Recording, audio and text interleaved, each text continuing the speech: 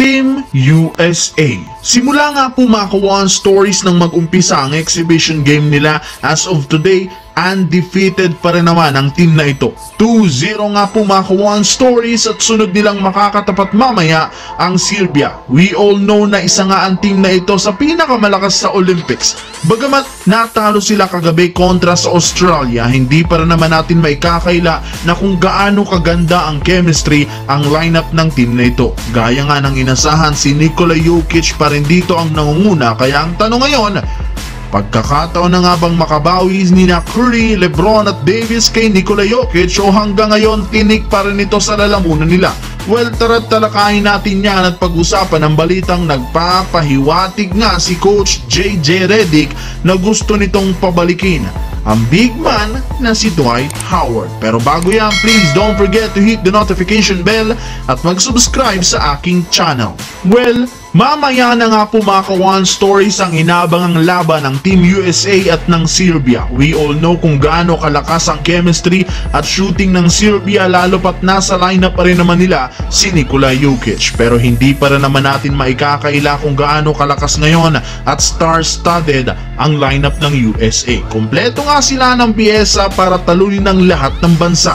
Sa katunayan, ayon sa analyst mga kawan stories, ang Team USA nga daw ngayon ang team to beat sa Olympics. Pero maganda rin naman nga ang tindig ng Serbia na kahit manatalo sila kahapon sa Australia, hindi pa rin yan rason para mag-relax ang Team USA. Ika nga ng iba, it's all ball pa rin kahit liamado ang USA. Kaya naman tanong ngayon, eto na nga ba ang pagkakataon ni na LeBron, Davis at Stephen Curry na makabawi kay Nikola Jokic? Well, basically, yes. Eto na nga po ang pagkakataon nila na makabawi, lalo pat kung inyong matatandaan na pareho nga pong hindi nanalo ang Lakers at ang Golden State Warriors sa Denver Nuggets sa regular season. 4-0 nga po sa Golden State, 3-0 naman sa Los Angeles Lakers.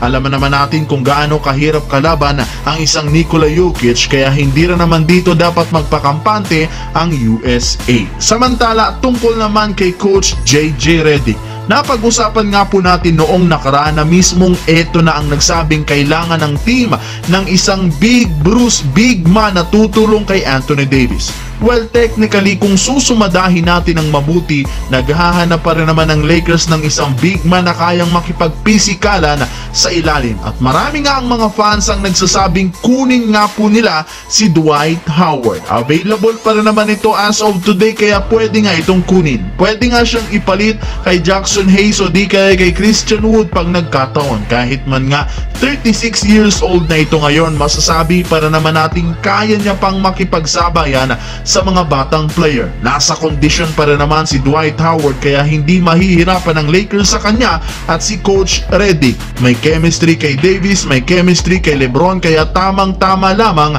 ang tinutukoy ni Coach JJ Redick na Big Bruce. Up until now, hindi pa rin na magbabago ang bilis nito at kayang pa rin dumepensa sa ilalim ng basket.